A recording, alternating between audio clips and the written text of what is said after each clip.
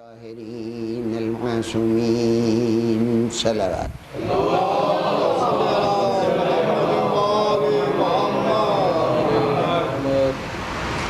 سامعین محترم، تاریخ کا وہ اہم مقدمہ کہ جس نے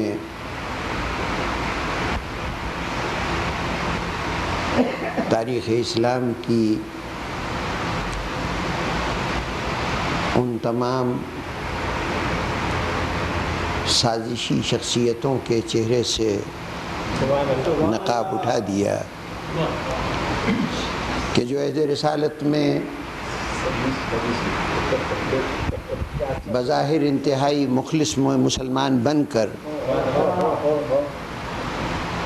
اپنی خدمتوں سے، اپنے مال و دولت کی قربانی سے اور اپنے زبانی دعویٰ وفا و ایثار سے یہ تاثر دینے کی کوشش کر رہے تھے کہ وہ لوگ انتہائی سچے اور مخلص مسلمان ہیں۔ اگر مقدمہ فدق نہ ہوتا تو یقیناً ہمارے لیے انتہائی دشواری ہوتی کہ ہم ظاہرہ طور پر خلوص کے مظاہروں میں حقیقی خلوص کو تلاش کرنے میں کامیاب ہو پاتے۔ یہ ممکن نہیں تھا۔ یہ فیصلہ کرنا بڑا دشوار ہوتا کہ کون حقیقتاً مخلص ہے اور کون ضرورتاً مخلص ہے۔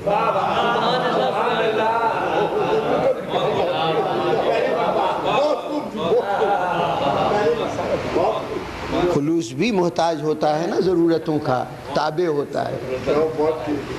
تو یہ ہمیں نہ پتہ چلتا اگر یہ اہم مقدمہ پیش نہ ہوتا، اور بات کہیں اور چلی جائے گی، لیکن اتنا کہہ دوں کہ فرائض نبوت میں بنیادی فریضہ معاشرے سے برائی کو ختم کرنا نہیں ہوتا۔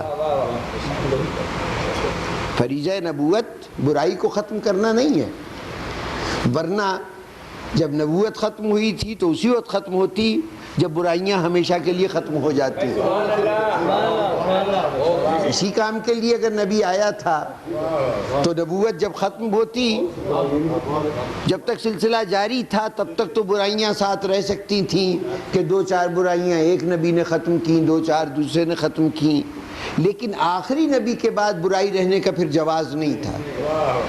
لیکن اگر انسانی معاشرے میں تمام برائیاں اسی طرح سے موجود ہوں جیسے نبوت کے آنے سے پہلے موجود تھیں، تو اس کا مطلب ہے نبی کسی اور غرض سے آتے تھے، اور وہ غرض کیا تھی؟ برائی مٹانا نبی کا کام نہیں ہے۔ دنیا میں جتنی برائیاں آتی ہیں، چونکہ انسان، بحث لمبی ہے، چونکہ انسان فطری طور پر خیر پسند ہے، وہ برائی کو اپنی فطرت کے تحت قبول نہیں کرتا۔ اس لیے جب کبھی برائی آتی ہے، میں جملے کی وضاحت کیے بغیر آگے بڑھ رہا ہوں، کہ جب برائی آتی ہے وہ مجبور ہے کہ اپنے اوپر خیر کا لبادہ اوڑھ کر آئے۔ برائی بن کے آئے تو انسان اپنی فطرت کے تحت مجبور ہے کہ اس برائی کو رد کر دے۔ چنانچہ جب کبھی کوئی آدمی کوئی غلط کام کرتا ہے، میں آپ سب شامل ہیں، چھوٹا ہو یا بڑا ہو، جب غلط کام کرتے ہیں تو اس کے بعد کہتے ہیں کہ در حقیقت اس میں یہ بات تھی، یہ بات کیا ہے؟ یہ وہ خیر کا نقاب ہے جو برائی نے اوڑھ رکھا تھا۔ جو چور چوری کرتا ہے تو وہ شاید اس کا جواز دے کہ میرے بچوں کی ضرورت تھی، اس کے پاس یہ جو پیسہ ہے یہ ناجائز تھا، اس نے کون سا حلال کا کمایا ہے جو میں لے رہا ہوں؟ یہ سب جواز تلاش کیے جا رہے ہیں، اس لیے کہ برائی کو برائی کی حیثیت سے انسان فطری طور پہ قبول نہیں کر سکتا۔ تو اب برائی خیر کا لبادہ اوڑھ کے آتی ہے۔ نبی کا کام، اللہ کے ہادی کا کام یہ ہے کہ وہ برائی کے چہرے پر پڑے ہوئے خیر کے نقاب کو اتار کر اس کا حقیقی چہرہ دکھا دے، یہ بتا دے کہ خیر کیا ہے، شر کیا ہے۔ اور جو کوئی خیر و شر میں یہ فرق پیدا کرتا ہے، وہ فرق پیدا کرنے والا کار نبوت سر انجام دیتا ہے، وہ نبی کا فریضہ سر انجام دیتا ہے۔ اور یاد رکھیں کہ آل محمد جو کار رسالت میں شریک گردانے گئے، اور خصوصاً خاتون جنت کو جو بذات رسول کہا گیا، جزو رسول کہا گیا، خود حضور نے جو ارشاد فرمایا، تو اس کا مقصد یہ تھا کہ میرا یہ کام کہ خیر و شر کو نمایاں کر دوں، شر کے چہرے پر پڑے ہوئے تمام نقابوں کو اتار دوں، جتنے نقاب میں چھوڑ دوں گا اپنے زمانے کی ضرورتوں کے تحت، یعنی حضور کے عہد کے کچھ تقاضے تھے، جتنا حضور کے عہد میں ممکن ہوا حضور نے نقاب کشائی کی۔ کل میں نے واقعات کا تذکرہ کیا کہ اس نقاب کشائی کے لیے حضور نے کیا کیا کیا، لیکن شرک، گمراہی اور منافقت کے تابوت میں آخری کیل گاڑنا سیدہ کا کام تھا، اور سیدہ نے یہ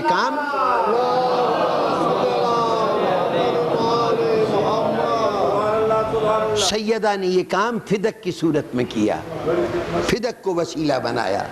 تو اب اس مقدمے کی نوعیت کیا ہے؟ اگر جو قاعدہ ہے، سب سے پہلے دعویٰ دائر کیا جائے گا نا، تو دعوے کیا ہیں؟ دعوے دو دعوے ہیں۔ ایک دعویٰ یہ ہے کہ حضور نے اپنے عرصہ حیات میں فدق مجھے ہبہ کر دیا تھا، میرے نام فدق لکھ دیا تھا، اور حضور نے جو ترکہ چھوڑا ہے وہ صرف تنہا فدق کے لیے نہیں ہے، وہ تمام چیزیں جو حضور نے ترکے میں چھوڑی ہیں، جس کے اندر 7 عدد باغات تھے جو مدینہ کے نواح میں تھے، خیبر سے آنے والا خمس تھا جو باقاعدگی سے آیا کرتا تھا، اور وہ خمس حضور کا حصہ ہوتا تھا۔ تو خاتون جنت نے کہا کہ میں اپنے باپ کی جانشین ہونے کے ناطے سے ان کے ترکے کی وارث ہوں۔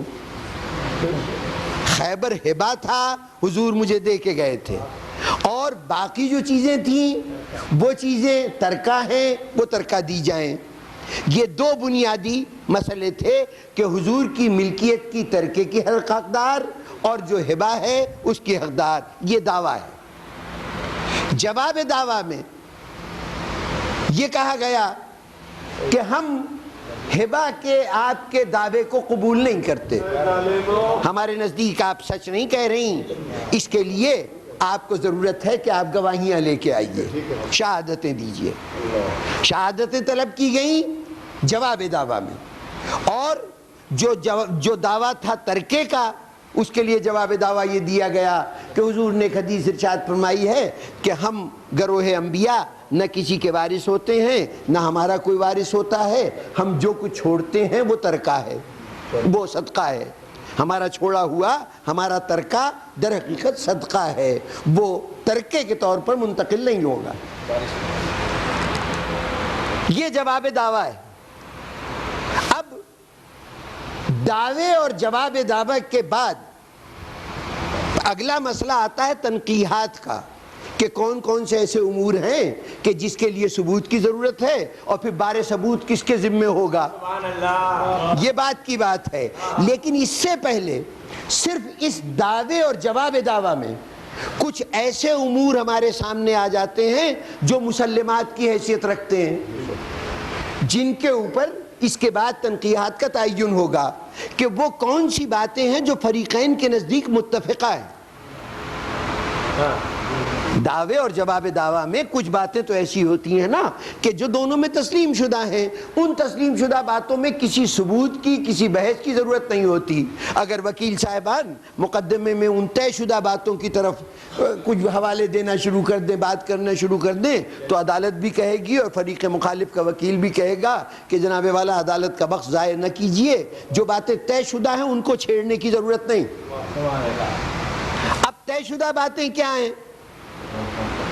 جواب دعویٰ جن باتوں کو نہیں مان رہا، دعوے میں کہی ہوئی جن باتوں کو نہیں مان رہا، وہ تو وہ باتیں ہیں کہ جن کے اوپر بحث کی گنجائش ہے، جن پہ ثبوت کی ضرورت ہے۔ لیکن جو باتیں جواب دعویٰ میں تسلیم کر لی گئی ہیں وہ مسلمات ہوں گی۔ جواب دعویٰ میں کون سی بات تسلیم کی گئی ہے؟ دعویٰ یہ ہے کہ حضور نے اپنی ملکیت میرے نام ہبہ کر دی تھی، ملکیت کا ایک جز ہبہ کر دیا تھا، اور جو باقی اجزاء ہیں وہ ترکے کے طور پر ملنے چاہیے۔ تو یہ تو طے ہو گیا کہ جن چیزوں کو موضوع گفتگو بنایا گیا ہے وہ حضور کی ملکیت تھیں۔ دیکھیں بالکل سیدھی سی بات ہے، مقدمہ تو یہاں شروع ہو رہا ہے نا کہ یہ ملکیت مجھے ملنی چاہیے یا مجھے نہیں ملنی چاہیے، الف کو ملے یا بے کو ملے، یہ تو طے ہے نا کہ جس کا ترکہ ہے اس کی ملکیت تھی، ورنہ تو پہلے یہ بحث ہوتی۔ یہ بات بڑی اہم ہے، اس لیے اہم ہے کہ بعد کے وکیل بڑی بڑی بحثیں کرتے ہیں۔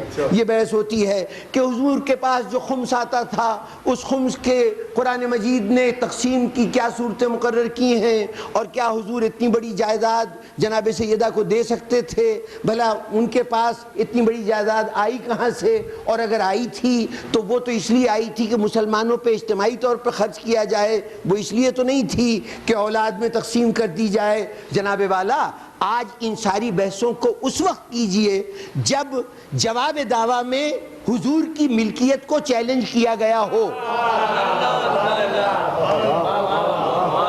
دیکھیے سیدھی سی بات ہے، اگر اس وقت ملکیت کو تسلیم کر لیا گیا تھا تو اب آپ کو حق نہیں پہنچتا کہ آپ یہ بحث چھیڑیں کہ جناب یہ حضور کی ملکیت تھی کہ نہیں تھی۔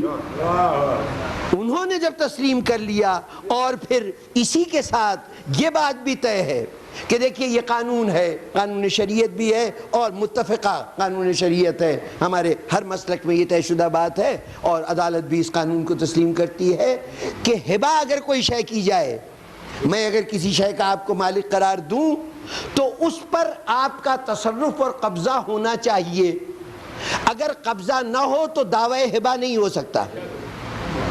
ہبہ کے ثبوت کے لیے صرف تحریر کافی نہیں ہے کہ جناب یہ زمین یہ مکان انہوں نے مجھے دے دیا تھا، اگر اس کے دینے کے ساتھ ساتھ ملکیت بھی منتقل کر دی تھی، یعنی وہ مکان اس کے قبضے میں آ گیا تھا، تب تو ہبہ کا دعویٰ قابل قبول ہے، قابل توجہ ہے، ورنہ وہ ہبہ ہے ہی نہیں۔ ہبہ مکمل ہی تب ہوتا ہے کہ جب تحریر کے ساتھ، اعلان کے ساتھ ساتھ قبضہ بھی دے دیا جائے۔ اب جب جناب سیدہ یہ کہہ رہی ہیں کہ مجھے فدق ہبہ کر دیا تھا، اور عدالت کہہ رہی ہے کہ شہادت لاؤ کہ تمہیں ہبہ کیا گیا تھا، اس کا مطلب یہ ہے کہ جناب سیدہ کا قبضہ تھا، تبھی تو یہ جواب دیا جا رہا ہے۔ یہ تسلیم کر لیا گیا کہ قبضہ آپ کا تھا اور اس قبضے سے بے دخل کیا جا رہا ہے۔ اب جب بے دخل کیا جا رہا ہے تو اس پہ احتجاج ہو رہا ہے کہ یہ بے دخل نہ کیا جائے، یہ تو میرے نام ہبہ ہے، تو کہا جا رہا ہے کہ ہبہ کی دلیل لاؤ۔ اگر قبضہ نہ ہوتا تو وہیں پر ہبہ کی درخواست رد کر دی جاتی کہ جناب آپ کا قبضہ تو کبھی تھا ہی نہیں، آپ کیوں ہبہ کا دعویٰ کر رہی ہیں۔ یہ بات اس لیے اہم ہے کہ بعد میں جو وکلاء نے اس مقدمے میں ذرا مدعی سے زیادہ چست ہونے کی کوشش کی، تو وہاں پر جو بہت سی کتابیں اور بہت سے مضامین لکھے گئے، اس میں سب سے قابل توجہ کتاب جو ہے، میں اپنے مشاہدے اور اپنے معلومات کی بنیاد پہ کہہ رہا ہوں، ایک نواب محسن الملک کے نام سے ایک شخصیت جانی پہچانی ہے، اور ان کا اصل نام مہدی علی خان تھا۔ وہ سید خاندان کے ایک فرد تھے، اور وہ خاندان بھی اس نوعیت کا تھا کہ اس خاندان، ان کے چھوٹے بھائی جن کا نام میر حسن تھا، وہ سید میر حسن صاحب وہ راسخ العقیدہ شیعہ، اور یہ کہتے ہیں کہ شیعت کو ترک کر کے اور اہل سنت ہو گئے تھے۔ میرے خیال میں صورتحال یہ نہیں تھی وہ جیسا بہت سے خاندان قدیم ہوا کرتے تھے، ایک بے بھائی جو ہے وہ ایک مسلک کا اور دوسرا بھائی دوسرے مسلک کا۔ تو نواب محسن الملک بڑی مشہور و معروف علمی ادبی شخصیت، انہوں نے مسئلہ فدق پہ جو کتاب لکھی ہے، میں سمجھتا ہوں کہ ہمارے بھائیوں کے تمام اثاثہ قانونی میں وہ کتاب سب سے زیادہ اہمیت رکھتی ہے۔ اس سے بہتر اور اعلیٰ بحث کسی اور کتاب میں نہیں ملی ہے، کیونکہ اس کے اندر کوشش کی گئی ہے کہ تمام شیعہ سنی نقطہ نظر کو جمع کر دیا جائے اور اس کے اوپر بحث کی جائے۔ بڑی وقیع کتاب، پہلی نظر میں بے پناہ متاثر کرنے والی کتاب ہے یہ۔ میں مخالفوں کی کتاب کی بات کر رہا ہوں اور اس کی تعریف کر رہا ہوں، کاش یہ ظرف ہمارے بھائیوں کے ہاں بھی ہوتا۔ وہاں صورتحال یہ ہے کہ جب کبھی کوئی ہماری کتاب، جب کوئی ایک کتاب لکھ دیتے ہیں، معمولی سا چیتھڑا بھی چھپ جاتا ہے، تو اس کے بعد کہتے ہیں ہم نے ایسا لکھا کہ اس کا تو جواب ہو ہی نہیں سکا۔ آج تک تحفہ اثنا عشری ایک کتاب شاہ عبدالعزیز محدث دہلوی لکھ گئے تھے، تو باقاعدہ علمی اور ادبی رسالوں میں بھی اس نوعیت کے مضامین چھپتے ہیں کہ شیعوں سے تو اس کا جواب ہو ہی نہیں سکا۔ یہ آج تک نہیں دیکھا گیا کہ ایک خاندان آج تک ابقاتی کہلاتا ہے، اس لیے ابقاتی کہلاتا ہے کہ اس نے ابقات الانوار کی شکل میں تحفہ اثنا عشری کا جواب لکھا تھا، اور تشہید متائن اور پتہ نہیں کتنی کتابیں ہیں جو تحفہ اثنا عشری کے جواب میں عربی میں، فارسی میں، اردو میں لکھی جا چکی، اور اپنے طور پر اس مسئلے کو بھی طے کر دیا گیا۔ آج تک ہمارے بھائیوں کا علم کلام تحفہ اثنا عشری سے قدم آگے نہیں بڑھ سکا۔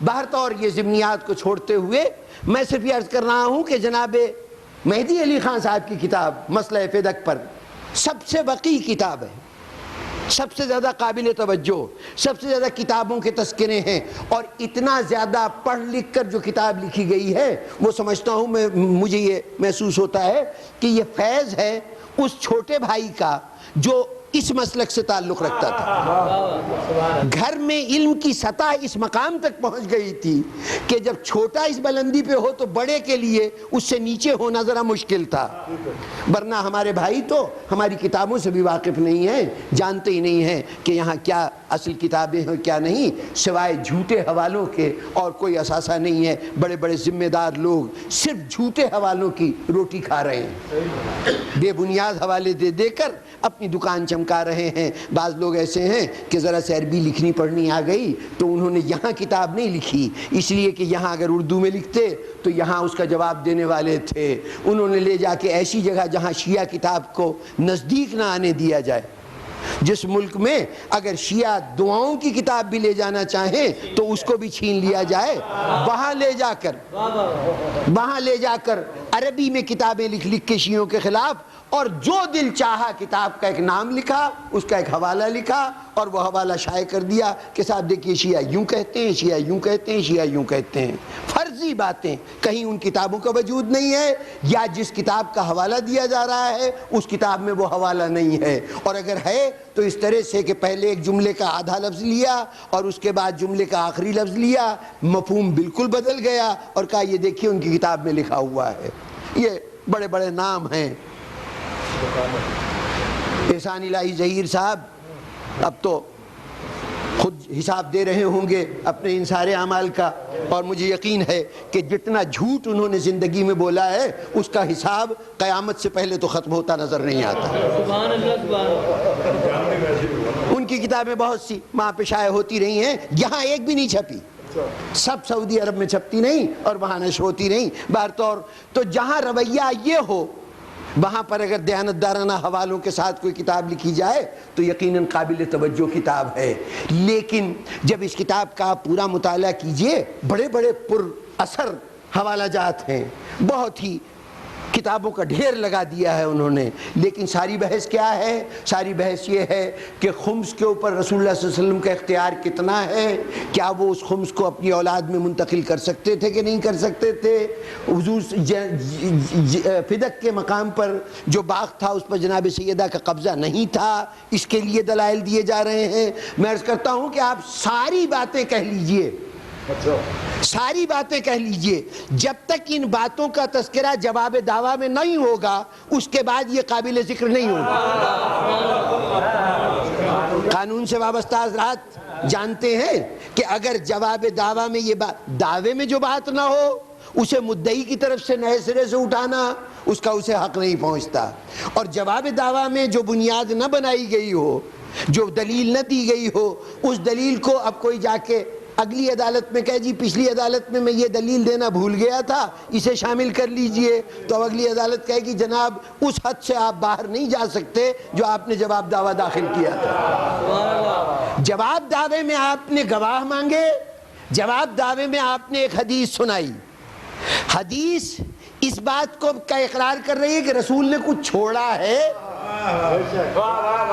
حدیث یہ ثابت کر رہی ہے کہ رسول نے کچھ چھوڑا ہے، بحث یہ ہے کہ وہ چھوڑا ہوا ترکہ ہے کہ صدقہ ہے، اور گواہ مانگنا یہ بتا رہا ہے کہ جناب سیدہ کا اس مقام پہ قبضہ ہے، صرف یہ دیکھنا ہے کہ ہبہ ان کے نام ہوا ہے یا کسی اور کے نام ہوا ہے، دلیل ہبہ ہے یا قبضہ ناجائز ہے، یہ سوال ہے جو عدالت کے سامنے یا زیر بحث ہے۔ اس سے آگے اب کوئی وکیل جانا چاہے تو یہ وکیل کی غلطی ہوگی، عدالت اس بات کو قبول نہیں کرے گی۔ بزرگان گرامی، یہ ہمارے بھائیوں کا بڑا دلچسپ رویہ رہا ہے کہ جب کبھی ہماری کوئی بات چھڑے تو وہ شروع ہو جاتے ہیں کہ صاحب وہ یہ فلاں راوی نے روایت کیا، ہماری کتاب میں تو ہے، یہ مان لیں گے کہ ہماری کتاب میں درج ہے، ٹھیک ہے، لیکن اس کے 5 راوی ہیں، 5 راوی میں سے تیسرا راوی یا چوتھا راوی جو تھا وہ رافضی تھا، اور رافضی تھا اس لیے روایت ناقابل قبول ہے۔ یہ ایک عام رویہ ہمارے، یہی جناب مہدی علی خان صاحب کا جتنی بھی ہبہ کی روایتیں ہیں اس پہ جرا کرتے ہوئے یہی ہے کہ انہوں نے کہا کہ صاحب یہ جو ہبہ کرنے والا سلسلہ ہے یہ تو تمام ہماری کتابوں میں ہے درج، اپنی کئی کتابوں کی فہرست انہوں نے بھی دی، اور ہمارے علماء نے جن جن کتابوں کا حوالہ دیا ہے ان سارے حوالوں کو جمع کر کے پہلے وہ حدیثیں جمع کی۔ انہوں نے کہا 11 حدیثیں کل ملتی ہیں جس سے یہ پتہ چلتا ہے 11 روایتیں کہ جناب سیدہ کو یہ باغ ہبہ، جناب سیدہ نے ہبہ کا دعویٰ کیا تھا، انہوں نے دعوے سے انکار کر دیا۔ کہا یہ ہبہ کا دعویٰ سے انکار میں اس بنیاد پہ کر رہا ہوں کہ جتنے بھی سلسلے راویوں کے ہیں اس میں کہیں نہ کہیں رافضی آ جاتے ہیں۔ کوئی رافضی کون ہے؟ رافضی کون ہے؟ رافضی وہ ہے جو کسی مرحلے پر، یعنی طرز استدلال یہ ہوتا ہے، اور یہ عجیب و غریب استدلال ہے، تمام کتابیں ہمارے بھائیوں کی بھری ہیں اس طرز استدلال سے، اس شخص کی تحریر میں چونکہ فضائل علی پائے جاتے ہیں اس لیے یہ رافض ہے، فضیلت علی بیان کرتا ہے اس لیے رافضی ہے، اور چونکہ رافضی ہے اس لیے اس سے فضیلت علی قبول نہیں کی جا سکتی۔ جتنی کتابیں اٹھائیے گا آپ کو عموماً یہی دلیل ملے گی، یا یہ کہ یہ شخص اس نے صحابہ میں سے فلاں صحابی کی شان میں بڑی گستاخیاں کی ہیں اس لیے یہ رافضی ہے، اور جب رافضی ہے تو صحابہ کے خلاف کہی ہوئی اس کی بات ہم قبول نہیں کر سکتے۔ اس کو منطق کی زبان میں دلیل دوری کہتے ہیں کہ جہاں سے بات شروع ہو وہیں پہ لا کے ختم کر دی جائے، اس کو کہا جائے یہ دلیل ہے، یہ دلیل نہیں ہوا کرتی۔ یہ کوئی طریقہ نہیں ہے کہ آپ ایک الزام لگائیے اور پھر اس الزام کی بنیاد پر ہی وہ بات رد کر دیجئے۔ یہ عجیب بات ہے کہ جب اصول حدیث لکھنے کی باری آتی ہے تو وہاں یہ کہیں نہیں لکھا گیا کہ جو شیعہ ہے اس کی روایت قبول نہیں ہوگی، یا تو اس کو اصول میں شامل کر لو، وہاں نہیں شامل کرتے۔ لیکن جب کبھی جرح کرنے کی بات آئے گی، کسی حدیث کی روایت کی بات آئے گی تو بس اتنا سا الزام کہ یہ شیعہ ہے، یہ الزام لگایا اور فارغ ہو گئے۔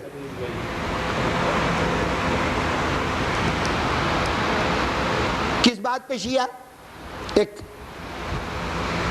امام ذہبی میزان الاعتدال علم رجال کی ایک بڑی کتاب ہے، اس میں ایک راوی کے متعلق کہتے ہیں یہ راوی شیعہ ہے۔ کیوں شیعہ ہے؟ اس لیے کہ یہ کہتا ہے کہ حضور کے، نبی اکرم صلی اللہ علیہ وسلم کے والدین، حضور کے والدین اور حضور کے اجداد مومن تھے۔ وہ یہ کہتا ہے کہ حضور کے اجداد مومن تھے، چونکہ یہ کہتا ہے اس لیے یہ رافضی ہے۔ چلیے اتنا پتہ چلا کہ یہ رافضیوں کا عقیدہ ہے کہ حضور کے اجداد مومن تھے، اور یہ میں نے کوئی انکشاف نہیں کیا، علامہ جلال الدین سیوطی نے اس کا اعتراف کیا ہے کہ ہم نے کبھی اس مسئلے پہ غور نہیں کیا، اس معاملے میں صرف رافضیوں نے ہم سے پہلے قدم اٹھایا اور انہوں نے یہ غور کیا کہ اجداد رسول کا کافر ہونا ممکن ہی نہیں ہے، حضور کا نور کسی کافر کے وسیلے سے منتقل نہیں ہو سکتا، تو سب کا مومن کامل ہونا ضروری ہے۔ اور جب ہم نے غور کیا تو ہمیں ان کا یہ عقیدہ انتہائی مناسب لگا، اور اب ہم سمجھتے ہیں کہ ہمارا بھی یہ عقیدہ ہے، اور ہمیں اس عقیدے کو اس لیے ترک نہیں کر دینا چاہیے کہ یہ رافضیوں کا عقیدہ ہے۔ خدا کا شکر ہے کہ ایک مقام پر تو آگے بڑھے، انشاءاللہ اور کھل جائیں گے 2-4 ملاقاتوں میں، بشرطے کہ ملاقات ہوتی رہے۔ جہاں اصل کوشش تو یہی ہے کہ ملاقات ہی نہ ہونے پائے۔ اگر کبھی آپ اپنے گرد ہونے والی سازشوں پہ توجہ دیجئے گا، ہر چند کے غیر متعلق بات ہے، لیکن یہ اس لیے کہ یہ ان اہم باتوں میں سے ہے جن کی طرف آپ کی توجہ ہونی چاہیے۔ آپ کی گرد و پیش میں کیا ہو رہا ہے؟ بنیادی کوشش یہ ہے کہ مسلمانوں کے مختلف گروہوں میں اگر قربت کی کوئی صورت پیدا ہو رہی ہے تو وہ نہ پیدا ہونے پائے۔ اگر صرف آپ اپنی جماعت کے مقتولین کی فہرست اٹھا کے دیکھیے، جو دہشت گردی کا نشانہ بنتے رہے اتنے عرصے میں لوگ، ان کی فہرست اٹھا کے دیکھیے، ان میں سے جن کو آپ جانتے ہیں ان کو تو جانتے ہوں گے، جن کو نہیں جانتے کوشش کیجئے کہ ان کے متعلق کچھ قوائف جمع ہو جائیں، عادات و اطوار، مزاج کیسا تھا، آپ کو پتہ چلے گا کہ آپ کے مسلک کے وہ انتہا پسند کہ جن کی زبان ایک شمشیر برہنہ کا کردار ادا کرتی ہے، ان میں سے شاید ایک آدمی بھی آج تک نہ مارا گیا ہو۔ وہ لوگ جن کے ساتھ محافظین کی جماعت چل رہی ہوتی ہے ان پر آج تک حملہ نہیں ہوا۔ وہ جو یہ کہتے ہیں کہ ہماری تقریریں آگ لگا دیتی ہیں، ان کے اوپر حملہ نہیں ہوتا۔ حملہ کس پہ ہوتا ہے؟ وہ معلوم ہوتا ہے یہ ایک آدمی جو یکساں طور پر ادھر بھی مقبول تھا ادھر بھی مقبول تھا۔ یہ کیا تھے؟ پیشے میں ڈاکٹر تھے، چونکہ مریضوں سے بڑا اچھا سلوک تھا تو چنانچہ مریض کو دیکھتے ہوئے وہ یہ نہیں دیکھتے تھے مسلک اور عقیدہ کیا ہے، اس کو قتل کر دیا گیا۔ یہ وکیل تھا، اور یہ وکیل بڑا ہی، میں ذاتی طور پر جانتا ہوں کہ ایسی شخصیتوں کو کہ جو بہت ہی مرنج جو صحیح معنوں میں وحدت اسلامی کے، اتحاد اسلامی کے داعی اور عملی طور پر اس کے علمبردار، جن کی شخصیتیں اتنی پرکشش کہ لوگ ان کے فرقے کی وابستگی کو نظر انداز کر کے ان سے محبت کرتے تھے۔ اس معاشرے میں کہ جہاں فرقوں کی بنیاد پر، مسلکوں کی بنیاد پر دوستیاں اور دشمنیاں ہوتی ہیں، اس معاشرے میں کچھ لوگ ایسے ہیں کہ جن کا کردار، جن کا رویہ معاشرے میں اس طرح سے ہوتا ہے، اجتماعی زندگی میں، کہ انتہائی پسندیدہ شخصیت کی حیثیت سے جانے جاتے ہیں، اور وہ ہر مسلک اور ہر عقیدے میں، آپ حضرات تو ایسی شخصیتوں سے واقف ہیں، آپ کے شہر کے مقتولین کی فہرست میں ایسے لوگ شامل ہیں کہ جن کے جنازے میں یہ امتیاز کرنا مشکل تھا کہ یہ ساتھ کھڑا ہوا شخص کس مسلک سے تعلق رکھتا ہے۔ جتنے مسالک کے لوگ تھے وہ سب لوگ جنازے کے اندر موجود تھے، اور سب نے اظہار افسوس کیا۔ ایسے واقعات آپ کے سامنے ہیں۔ ایسے لوگ مارے جاتے رہے۔ زیادہ مرنے والے لوگ، زیادہ مقتول وہ لوگ ہیں کہ جو لوگ اتحاد بین المسلمین کے عملی جو پل کا کام کرتے تھے مسلمانوں کے مختلف مسلکوں میں۔ کبھی غور کیا ہے کہ یہ مقتولین کیوں ہیں؟ اور وہ جو دھواں دھار تقریریں کرتے ہیں، جن کی زبانیں شعلہ بیانی کا مظاہرہ کرتی ہیں، وہ خدا کے فضل سے محفوظ و مامون ہیں۔ خطرے میں وہ محسوس ہوتے ہیں لیکن نشانہ کوئی اور بن رہا ہے۔ ذرا غور کیجئے کتنے ڈاکٹر آپ کے مارے گئے، ان ڈاکٹروں کا تو شعلہ بیانیوں سے کوئی تعلق نہیں۔ اگر شیعہ صحابہ کرام کو برا بھلا کہتے ہوں گے آپ کے الزام کے مطابق، تو ڈاکٹر تو یہ کام نہیں کرتا ہوگا نا، یہ تو مولوی کرتا ہوگا، خطیب کرتا ہوگا، مناظر کرتا ہوگا، جو مناظر کرتا ہے وہ کرتا ہوگا۔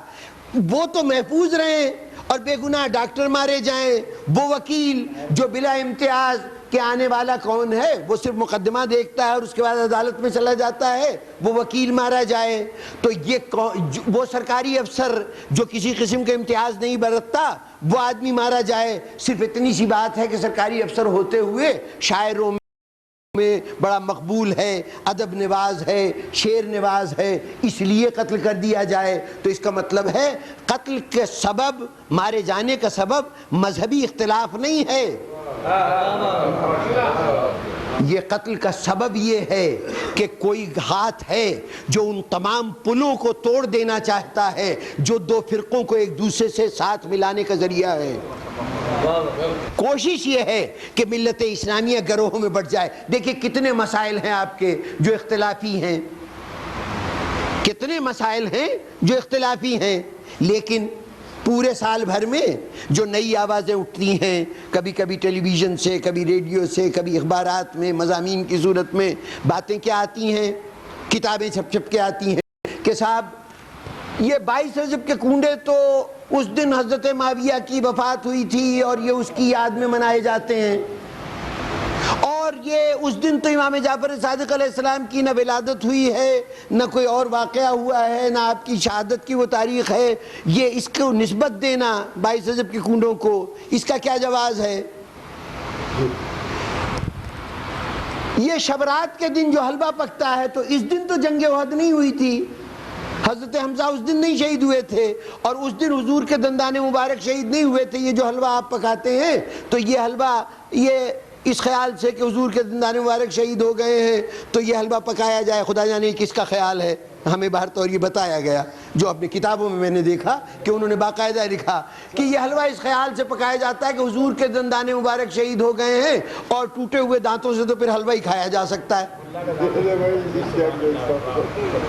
یہ تو چنانچہ چونکہ اس دن جنگ احد نہیں ہوئی تھی اس لیے اس دن حلوہ نہیں پکنا چاہیے۔ اچھا اگر آپ کا یہی کہنا ہے نا کہ اس دن نہ امام زین العابدین السلام امام جعفر صادق علیہ السلام کی ولادت ہوئی تھی اس لیے 22 رجب کے کنڈے نہیں ہونے چاہیے، اور اس دن جنگ احد حضور کے دندان مبارک نہیں شہید ہوئے تھے جس دن آپ لوگ حلوہ پکاتے ہیں اس لیے حلوہ نہیں پکانا چاہیے، تو چلیے جناب میں نے مان لیا، پھر اتنا کیجئے کہ جس دن جنگ احد ہوئی ہے اس دن حلوہ پکائیے، اور جس دن امام جعفر صادق کی ولادت ہوئی ہے اس دن نیاز دلا دیجئے۔ اگر آپ اتنے ہی مخلص ہیں ان کی ولادت سے اور ان کے دندان مبارک کی شہادت سے تو چلیے جس تاریخ کو بھی آپ کہتے ہیں جو تاریخ بھی ہو اس تاریخ کو منا لیجئے، کر لیجئے اہتمام، لیکن نہیں اپنے معاملوں میں تاریخ کی بے احتیاطی کا یہ عالم کہ کوئی اگر بسم اللہ الفاروق جناب شبلی نعمانی کی کتاب حضرت عمر کے احوال کے اوپر مشتمل کتاب، اس میں باقاعدہ ایک باب لکھا ہے جس کا عنوان ہے 26 ذی الحجہ تاریخ شہادت حضرت عمر، یہ عنوان ہے باب کا 26 ذی الحجہ، ذی الحجہ کی 26 تاریخ، ذی الحجہ محرم سے پہلے کا مہینہ ہے، باب کا نام 26 ذی الحجہ، لیکن 26 ذی الحجہ سے ترقی کرتے کرتے کرتے کرتے غالباً ذی الحجہ میں کوئی تاریخ اچھی نہیں لگی، محرم میں کچھ ایسی شہادتیں تھیں کہ ان کی نسبت سے قریب تر ہونے کے لیے معاملے کو محرم تک پہنچا دیا گیا۔ دورہ ارتقا ہوا ہے، دورہ ارتقا ہوا ہے، بازار کے مقتولوں کو بازار سے اٹھا کر مسجد میں پہنچایا گیا، مسجد سے اگلی صف میں کھڑا کیا گیا، صف سے سجدے میں لے جایا گیا اور سجدے میں لے جا کے پیٹ میں چاقو مار دیا گیا۔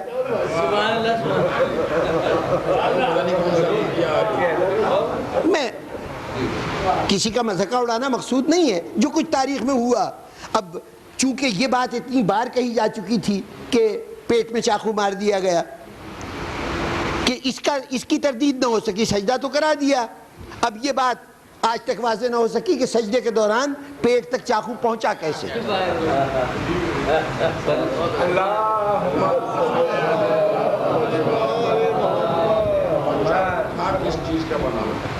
بہرطور اب اب یہ جو مخالفتیں ہیں، دیکھیے کتنے اختلافی مسائل ہیں. آج محرم میں آپ کی عزاداری کے خلاف اس انداز سے بات نہیں ہوتی کہ وہ پرانا زمانہ تھا، بدعت ہے اور حرام ہے اور نکاح ٹوٹ جاتا ہے. اب اس کے بجائے بات کس پہ ہو رہی ہے؟ 22 رجب کے کنڈوں پر اور شب برات پر. اگر غور کیجئے تو مسلمانوں کی جتنی تقریبات ہیں اس میں شیعہ اپنے طور پر کر رہے ہیں، برادران اہل سنت اپنے طور پہ کر رہے ہیں. یہ دو مرحلے ایسے ہیں کہ کم از کم خواص کی سطح پر نہ صحیح، عوام کی سطح پر شیعہ سنی میں کوئی امتیاز نہیں. 22 رجب کے کنڈے شیعوں کے ہاں بھی، سنیوں کے ہاں بھی. شب رات کا حلوہ شیعوں کے ہاں بھی، سنیوں کے ہاں بھی. انہوں نے دیکھا کہ یہ دو تہوار ہیں جو پل کا کام کرتے ہیں.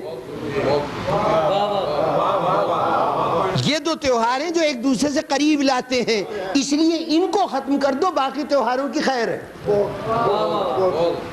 ان کو رہنے دو کہ جو شعلہ بیان ہے، کیونکہ ان کی وجہ سے تو تفریق بڑھے گی.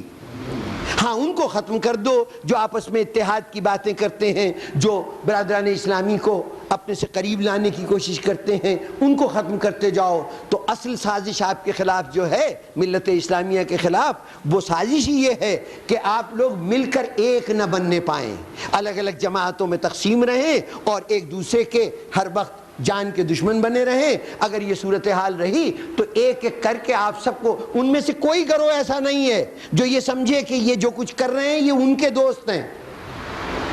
یہ سازشیں کرنے والے مسلمانوں کے جتنے مسلک یہاں پر قدیم طور سے آباد ہیں ان میں سے کسی کے دوست نہیں ہیں. ان کا اپنا راستہ الگ ہے، وہ کچھ اور چاہتے ہیں. لیکن آج ایک کے دشمن بن کر دوسرے سے دوستی کا اظہار کر رہے ہیں. جب اس سے فارغ ہو جائیں گے، یہ تو اللہ بہتر جانتا ہے کہ فارغ ہوں گے کہ نہیں ہوں گے. یہ تو وقت بتائے گا کہ کون فارغ ہوتا ہے.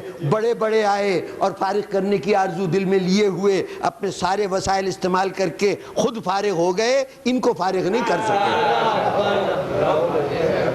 لیکن کم از کم سازش کو سمجھنا چاہیے کہ آپ کے خلاف کیا ہو رہا ہے اور کس انداز سے ہو رہا ہے. تو بزرگان محترم، یہاں پر پہنچ کر جب جناب بات ہو رہی تھی جناب مہدی علی خان صاحب کی کہ انہوں نے جو کتاب لکھی تو اس میں استدلال کی بنیاد کیا ہے کہ صاحب یہ واقعات جو ہیں یہ ان اساسی باتوں کو انہوں نے چیلنج کر دیا کہ جو جواب دعویٰ میں شامل نہیں تھیں. جب تک جواب دعویٰ موجود ہے اس وقت تک آپ کو اب کتابیں ٹٹولنے کی ضرورت نہیں کہ ان بنیادوں کو رد کیا جائے جن کو تسلیم کیا جا چکا ہے. نہ ملکیت رسول کو چیلنج کیا جا سکتا ہے، نہ قبضہ جناب سیدہ برفدق اس کو چیلنج کیا جا سکتا ہے. یہ دونوں باتیں تسلیم شدہ ہیں. اچھا، اب اگر آپ نے کہیں سے کوئی حدیث نکال لی کہ صاحب وہ شیعہ کتاب میں یہ ایک روایت لکھی جس سے لگتا یہ ہے کہ جناب سیدہ کا قبضہ نہیں تھا، کوئی روایت نکال لی آپ نے اور وہ دلیل کے طور پر پیش کر رہے ہیں. میں کہوں گا کہ شیعوں کی 10,000 کتابوں میں بھی لکھا ہو کہ جناب سیدہ کا فدق پر قبضہ نہیں تھا، تب بھی چونکہ آپ کے جواب دعویٰ میں قبضہ تسلیم کیا گیا ہے تو اس کے بعد تو گنجائش نہیں رہتی. لیکن یہ جو آپ دائیں بائیں کتابوں پہ ہاتھ مار رہے ہیں اپنی، یہ فلاں راوی کمزور ہے، فلاں روایت کمزور ہے، اور ادھر کی کتابوں میں یہ دیکھ رہے ہیں کہ صاحب شیعوں نے جو یہ لکھا ہے اس سے یہ بات ثابت ہوتی، یہ ظاہر ہوتا ہے. آخر اتنی کتابوں کو ٹٹولنے کی ضرورت کیا ہے؟ کوئی کتاب تو آپ کے نزدیک ہوگی جو انتہائی قابل قبول ہوگی، کوئی کتاب ہوگی جس کو آپ سند مانتے ہیں. یہ بڑا آسان سا نسخہ ہے. یعنی یہ جناب مہدی علی خان صاحب جیسی ذمہ دار شخصیت، نواب محسن الملک، وہ اپنے اس کتاب میں لکھتے ہیں کہ شیعوں نے اندر ہی اندر گھس کے تقیہ کی حالت میں ہماری کتابوں میں بہت سے اضافے کرا دیے. یہ بیچارے جن کے پاس نہ کبھی اقتدار رہا نہ اختیار رہا، قلم آپ کے پاس، کتابیں آپ کی، اور شیعہ جو تھے وہ ہر جگہ ان کی سازش کامیاب ہو گئی. تو کوئی کتاب آپ کی بچی یا نہیں بچی؟ اگر کوئی کتاب نہیں بچی تو پھر آپ تو جنت سے ہاتھ دھو بیٹھیے. بھئی سیدھی سی بات ہے کہ آپ کا سارا دین انہی کتابوں کے ذریعے سے آپ تک پہنچا ہے نا، اور یہ سارا دین مسخ شدہ ہے. بھائی عیسائیوں اور یہودیوں کی کتابیں ان کے عالموں نے مسخ کر دی تھیں، آپ کی کتابیں شیعوں نے مسخ کر دی، بہرطور دین تو آپ کا بھی اسی طرح مسخ شدہ ہے جیسے یہودیوں کا۔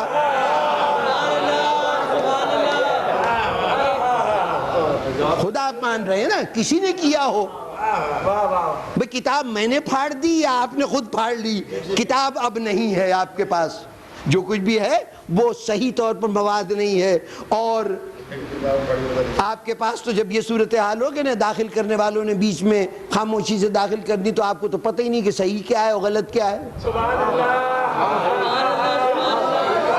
جی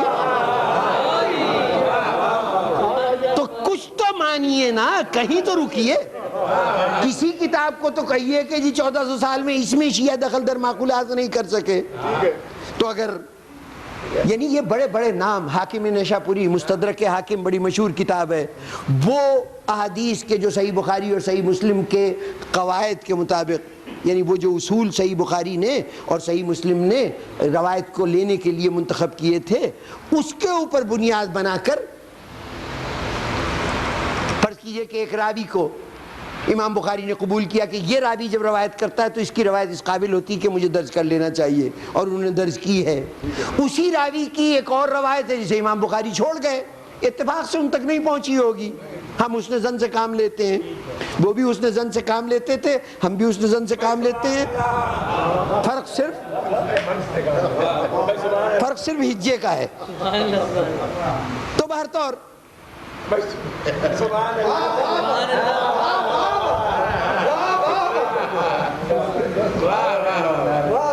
وہ انہوں نے کہا کہ صاحب کچھ کتابیں تو ہیں نا کہ جس کے اندر کوئی رد و بدل نہیں کی گئی، تو وہ کتابیں کون سی ہیں؟ وہ صحیح جن کو ہم صحیح کہتے ہیں۔ مستدرک حاکم اسی اصول پہ رکھی گئی نا کہ جو چھوٹ گئی ہیں ان کو ہم جمع کر لیں۔ اب چونکہ اس میں کچھ ایسی روایتیں آ گئیں، مثلا جن اصحاب سے امام بخاری نے صحیح بخاری میں روایتیں لی ہیں، انہی اصحاب کی بیان کردہ روایتوں میں ایک یہ روایت بھی موجود ہے کہ حضور نے خم غدیر کے مقام پر علی ابن ابی طالب کی ولایت کا اعلان کیا، امام بخاری کی نظر نہیں پڑی اتفاق سے۔ 110 صحابہ کی الگ الگ روایت کردہ حدیث پر امام بخاری کی نگاہ نہیں پڑی۔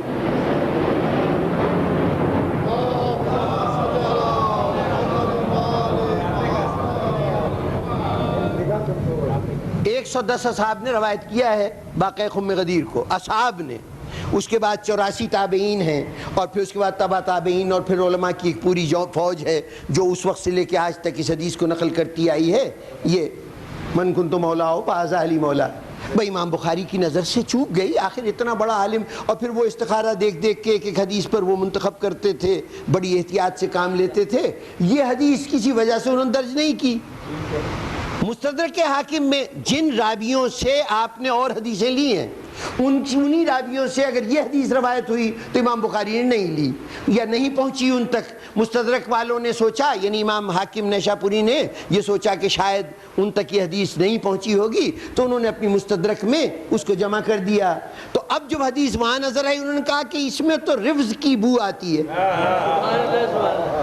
امام حاکم بہت بڑی شخصیت ہیں ہمارے بھائیوں کے ہاں، لیکن یہ جملے بھی موجود ہیں کہ یہ رفض کی طرف مائل تھے، شیعت کی طرف مائل تھے، اس لیے ذرا احتیاط سے ان کی حدیث لی جائے۔ تو جہاں فضائل علی آئے وہاں پر آپ نے شیعت کا الزام لگایا۔ جناب والا خدا کی قسم اس تقسیم پر ہم راضی ہیں۔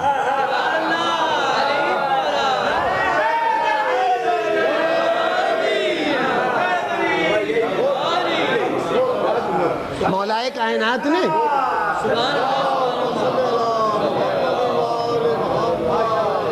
میں یہ جملہ اپنے مولا کے تعصی میں کہہ رہا ہوں، انہوں نے کسی موقع پر علم اور دولت کی تقسیم پر یہ جملہ کہا تھا، اور میں محبت اور عداوت کی تقسیم پر یہ جملہ کہہ رہا ہوں کہ تم نے اس کو اپنا جو فضائل آل محمد کو چھپائے وہ صحیح، جو فضائل آل محمد کو چھپائے وہ صحیح، اور جو فضائل آل محمد کو بیان کرے وہ شیعت کی طرف مائل یا شیعہ جناب والا ہمیں اس تقسیم کو ہم سر آنکھوں پہ رکھتے ہیں کہ جو عداوت آل محمد رکھے وہ آپ بن جائیے اس کے ساتھی، جو محبت آل محمد رکھے وہ ہمارا ساتھی. ہمیں یہ تقسیم قبول ہے. ہم دنیا میں بھی اسی عالم میں رہنا چاہتے ہیں اور آخرت میں بھی اسی حیثیت سے اٹھائے جانا چاہتے ہیں کہ ہمیں محب آل محمد سمجھا جائے. کاش مسلمان یہ غور کرتا کہ آخر اگر انتخاب میں سامنے ترازو ہاتھ میں ایک پلڑے میں آل محمد ہے اور ایک طبقے میں ایک پلڑے میں کوئی اور ہے، اس سے بحث نہیں کون ہے، کوئی اور ہے، جو کوئی بھی ہے، کیا اب یہ تمہیں فیصلہ کرنا ہے کہ تم آل محمد کے مقابلے میں کسی اور کو بھی قبول کرو گے؟ ارے تم کر لو تو کر لو، ہم تو اگر آل محمد کے مقابلے میں آسمان کا فرشتہ بھی ہوگا نا تو اس کو شیطان کہیں گے.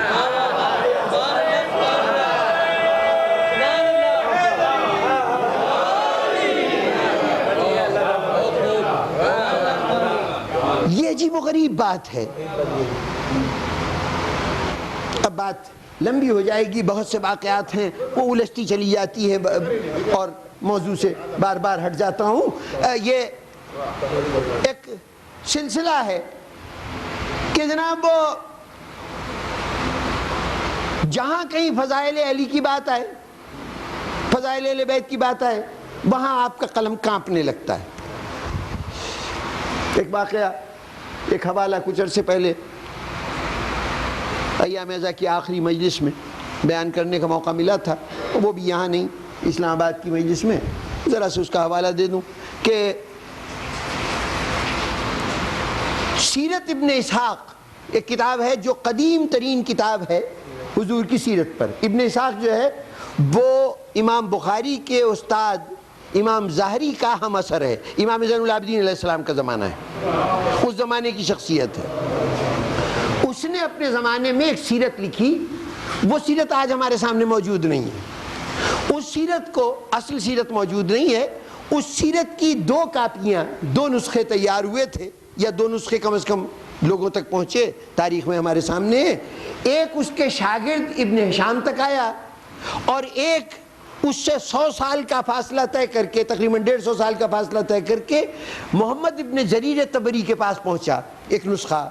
محمد ابن جریر طبری نے اس نسخے سے جو اس کے پاس پہنچا اپنی جو تاریخ ملوک لکھی، ملل و تاریخ ملوک لکھی، جو سلاطین و بادشاہوں کی تاریخ لکھی جو تاریخ طبری کے نام سے مشہور ہے، اس میں سیرت کے باب میں ابن اسحاق کو بنیاد بنایا اور اس کی روایتوں کو نقل کیا.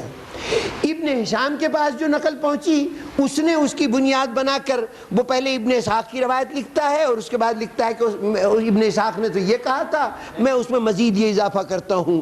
اور آج سیرت ابن ہشام 4 جلدوں میں ہمارے پاس موجود ہے. اردو میں بھی اس کے 2 جلدوں میں ترجمہ، دو جلدیں ایک جلد میں جمع کر کے وہ ترجمہ بھی ہو چکا ہے. اور غلام رسول مہر کا ترجمہ کیا ہوا، کافی ذمہ دار آدمی کا ترجمہ ہے، تو وہ ترجمہ بھی موجود ہے.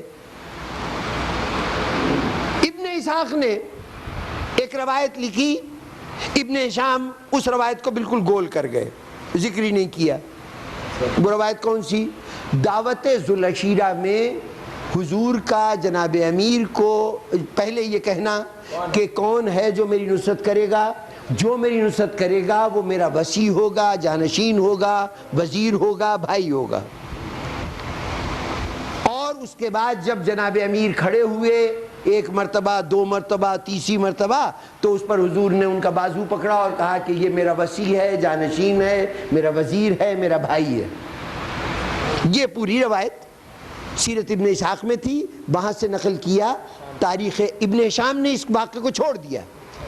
تاریخ طبری نے اس واقعے کو ابن اسحاق کی روایت سے ہی، کہ ابن اسحاق نے اس کو درج کیا ہے، اس کو نقل کر دیا، اس نے چھوڑ دیا.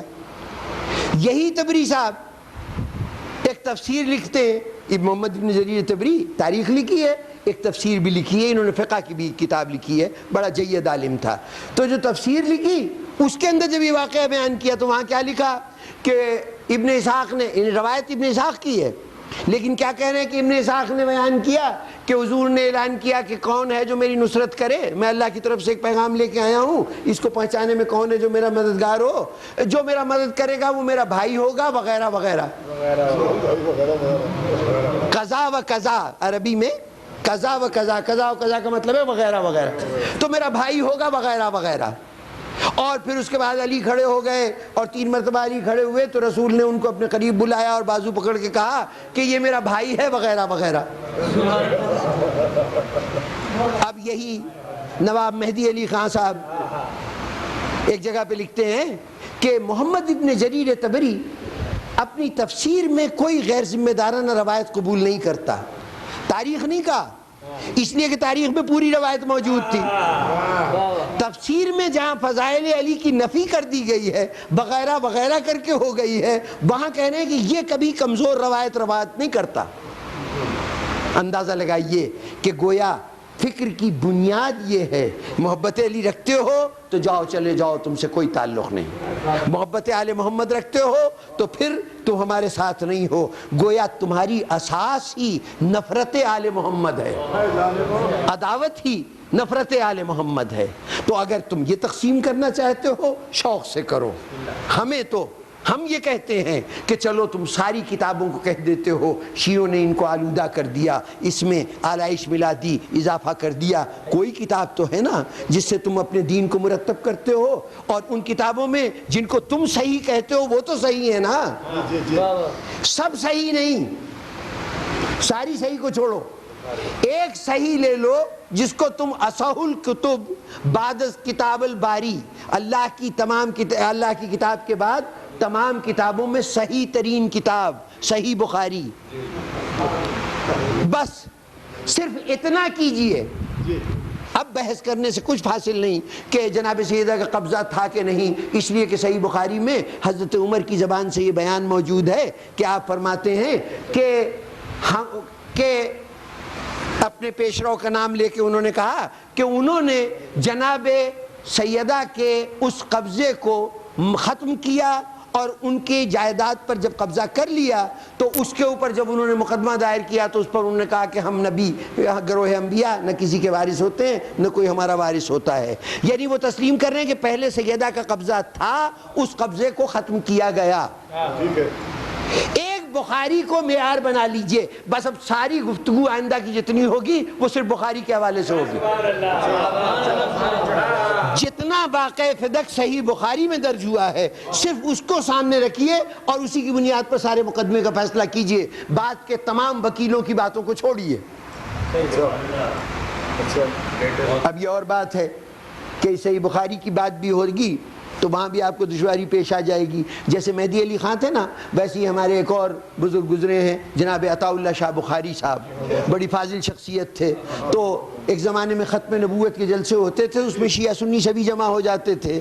تو ایک موقع تھا کہ وہاں جناب اظہر حسن زیدی صاحب قبلہ اللہ مقامہ وہ بھی تشریف فرما تھے. تو وہاں پر جناب عطا اللہ شاہ بخاری نے بڑی خوبصورت تقریر کی. ان کی تقریر کا انداز یہ تھا کہ وہ ایک جملے کی بار بار تکرار کرتے تھے. گدھا 4 ٹانگیں رکھتا ہے، گدھا چوپایا ہوتا ہے، گدھا کے 4 پیر ہوتے ہیں، گدھا 4 لاتیں رکھتا ہے. اس طرح سے بات کو آگے بڑھاتے تھے، انداز خطابت تھا ان کا. تو اسی میں انہوں نے کہا ایک جوش تقریر میں آ کے، چونکہ اتحاد بین المسلمین کا مظاہرہ تھا مرزائیوں کے خلاف، قادیانیوں کے خلاف، تو وہاں انہوں نے کہنا شروع کیا کہ ہم مسلمانوں میں تفریق پیدا کرنے کے لیے دشمنوں نے ہزاروں غلط باتیں مشہور کر دی ہیں. انہی غلط باتوں میں سے ایک غلط بات فدق بھی ہے. فدق جھوٹ ہے، فدق غلط ہے، فدق بے بنیاد ہے، فدق کی کوئی حقیقت نہیں ہے. فدق کا مسلمانوں کی تاریخ سے کوئی تعلق نہیں ہے. نہ کوئی باغ تھا فدق نام کا، نہ بی بی نے کوئی مقدمہ کیا، نہ کوئی دعویٰ دائر کیا، نہ کوئی دعویٰ رد کیا گیا. ساری پرجوش تقریر اور نعرہ حیدری لگ رہے ہیں اور مسلمان اتحاد کے جذبے سے سرشار جھوم رہے ہیں. اس خطابت پر خطابت ختم ہوئی. اظہر حسن زیدی اسٹیج پہ بیٹھے تھے، اپنی تقریر کر چکے تھے، لیکن اچانک کھڑے ہوئے، کہا حضور میں ایک بات کہنا چاہتا ہوں. عطا اللہ شاہ بخاری جانتے تھے کہ ان کا مزاج و شخصیت کیا ہے. انہوں نے کہا کہ بھائی وہ بس اب جلسہ ختم ہو گیا. لوگوں نے کہا، لوگ بھی اظہر حسن زیدی سے واقف تھے، انہوں نے کہا نہیں ان کو کہنے دیجئے. تو انہوں نے بس مائک پکڑا، کہا کوئی لمبی گفتگو نہیں، یہ جو قبلہ و کعبہ نے کہا ہے میں اس کی تائید کرنا چاہتا ہوں۔ آج انہوں نے اتحاد بین المسلمین کے لیے جو سب سے بڑی دیوار تھی اس کو درمیان سے ہٹا دیا اور فدق کے مسئلے کا تصفیہ کر دیا۔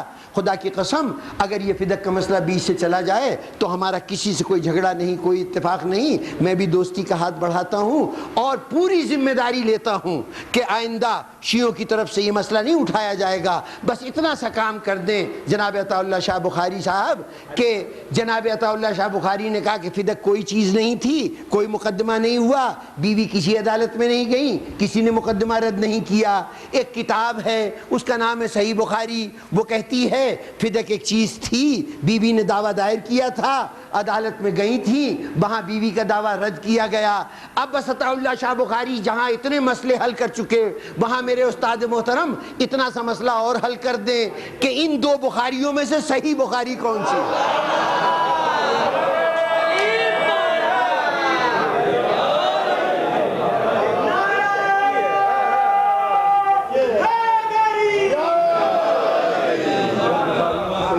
تو کہیں تو رکو نا، کہیں تو رکو کہ آؤ صرف صحیح بخاری کے حوالے سے بات ہو جائے، صرف اس کو بنیاد بناؤ اور پھر دیکھنے کی کوشش کریں کہ صحیح معنوں میں صورتحال کیا ہے۔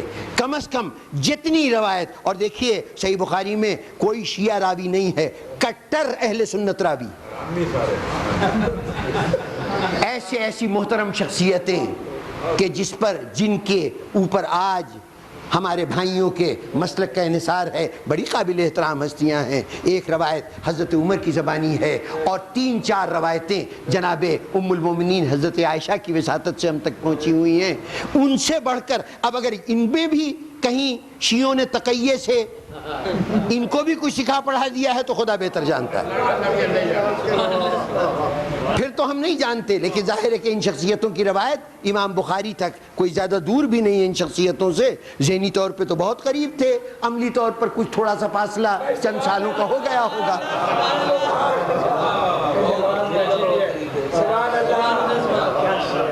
جناب والا، جواب دعویٰ اور دعویٰ بنیادی چیز ہیں، اس پر ہی مقدمے کی ساری کارروائی کا انحصار ہے۔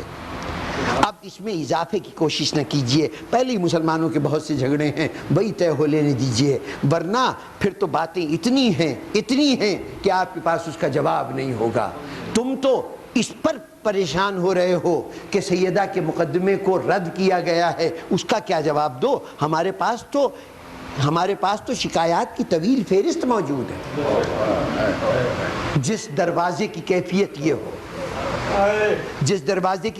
یہ ہو کہ کبھی کوئی آواز بلند نہ ہوئی ہو دروازے پہ، اور اگر آواز بلند ہوئی ہے تو کب بلند ہوئی ہے کہ رسول آتے ہیں دروازے پہ، کہتے ہیں اے اہل بیت رسول، خدا تم پہ درود و سلام بھیجتا ہے، اے اہل بیت رسول تم اس طرح پاک و پاکیزہ ہو جیسے پاک ہونے کا حق ہے، اے اہل بیت رسول دنیا کی کوئی برائی تمہارے قریب نہیں آ سکتی۔ جب دروازے پہ آتے ہیں، یہ معمول ہے رسول کا، کبھی شہر مدینہ سے باہر جائیں تو در سیدہ پر سب سے آخر میں آتے تھے، بیٹی سے سب سے آخر میں ملتے تھے، باہر سے آتے تھے تو بیٹی سے سب سے پہلے ملتے تھے، اسی دروازے پر جس پر صدائے رسالت یا تلاوت آیہ تطہیر کرتی نظر آتی تھی یا درود و سلام زبان سے ادا کرتی نظر آتی تھی، اسی دروازے پر ایک نئی آواز گونجی یہ کہتی ہوئی کہ میں اس گھر کو آگ لگا دوں گا، اس گھر کو آگ لگا دوں گا۔ اور جب سیدہ نے کہا اس گھر میں حسنین ہیں، جوانان جنت کے سردار ہیں، اس نے کہا کوئی ہو میں گھر کو جلا دوں گا۔ بزرگان گرامی، منظر بدلا، کچھ دیر کے بعد اس دروازے پہ عجیب کیفیت تھی، ایک ہنگامہ تھا، ایک طرف جلتے ہوئے آگ کے شعلے تھے جسے دروازے تک لایا گیا، دروازے کا ایک پلو جلنے لگا اور اس عالم میں دروازے کو دھکا دیا گیا یہ دیکھے بغیر کہ دروازے کے پیچھے کون تھا۔ ایک طرف دیوار تھی، ایک طرف دروازہ تھا اور درمیان میں وہ تھی جس کی تعظیم کے لیے رسول کھڑا ہو جاتا۔ ایک چیخ کی آواز سنائی دی، چیخ کی آواز سنائی دی، پھر ایک درہ اٹھا، درہ اٹھا۔ بزرگان گرامی، منظر کچھ دیر کے بعد بدلا۔ کیا بدلا؟ کیا بدلا؟ اب دروازے پہ کوئی آدمی کھڑا ہوا نہیں ہے، بس دروازے سے متصل ایک بی بی عالم غشی میں زمین پہ پڑی، غشی سے آنکھ کھلی، غشی سے آنکھ کھلی، کیفیت یہ تھی، چاہتی تھی کہ ہاتھ کا سہارا لے کے اٹھے، اندازہ ہوا کہ ایک ہاتھ میں طاقت نہیں ہے، ایک ہاتھ میں قوت نہیں ہے، نہ معلوم کس طرح سے اٹھی، نہ معلوم کس طرح سے اٹھی۔ ایک مرتبہ گھر کے اندر گئی، گھر کے اندر گئی، وہاں سے ایک پیراہن اٹھایا۔ یہ پیراہن کون سا پیراہن تھا؟ یہ وہ پیراہن تھا جس میں رسول کو غسل دیا گیا تھا۔ اس پیراہن کو اپنی چادر کے اوپر، سر کے اوپر ڈالا، سر کے اوپر ڈالا، اور اس عالم میں ایک مرتبہ چلتی ہوئی روضہ رسول پہ آئی۔ بابا ابھی یہ پیراہن میلا نہیں ہوا، ابھی یہ پیراہن میلا نہیں ہوا، لیکن امت کا رویہ بدل گیا۔ بابا امت نے جو ظلم ڈھائے ہیں آپ ان سے بے خبر نہیں ہوں گے۔ اس کے بعد ایک مرتبہ مخاطب ہوئی، روضہ رسول ہے، ساتھ ہی مسجد کا احاطہ ہے، اور مسجد میں کوئی ہنگامہ ہو رہا ہے، کسی کو رسیوں میں باندھ کے لایا گیا ہے اور کہا جا رہا ہے بیعت کرو، کسی سے کہا جا رہا ہے بیعت کرو۔ ایک مرتبہ جناب سیدہ نے وہاں سے آواز دی کہ لوگوں اگر تم نے علی کو نہ چھوڑا، اگر علی کو نہ چھوڑا تو میں اس کرتے کا واسطہ دوں گی، تمہارے لیے عذاب کی بد دعا کروں گی۔ اتنا کہنا تھا کہ راوی کہتا ہے کہ مسجد نبی کی دیواریں زمین سے بلند ہونے لگی، اتنی اونچی ہوئی کہ قریب تھا کہ اس کے نیچے سے گزر جایا جائے، گزر جایا جائے۔ علی نے دیکھا، پورا منظر سمجھ گئے، ایک مرتبہ اشارہ کیا، سلمان جا کے سیدہ کو روک لو، سیدہ کو روک لو۔ جناب سلمان بھاگتے ہوئے پہنچے، بیوی علی کہہ رہے ہیں کہ نانا کی امت کو محفوظ رکھنا ہے تو خدا کے لیے بد دعا نہ کیجئے گا، بد دعا نہ کیجئے گا۔ مجھے آج ایک منظر یاد آ گیا، ادھر سیدہ کو بد دعا سے روکا گیا تھا، ادھر سر حسین نے زینب کو بد دعا سے روکا تھا۔ اے امت، تو آل محمد کا شکر کہاں تک ادا کرے گی کہ تجھ پر ہر آنے والی تباہی کو انہوں نے اپنے اوپر جھیل لیا، تم پر برا وقت نہیں آنے دیا۔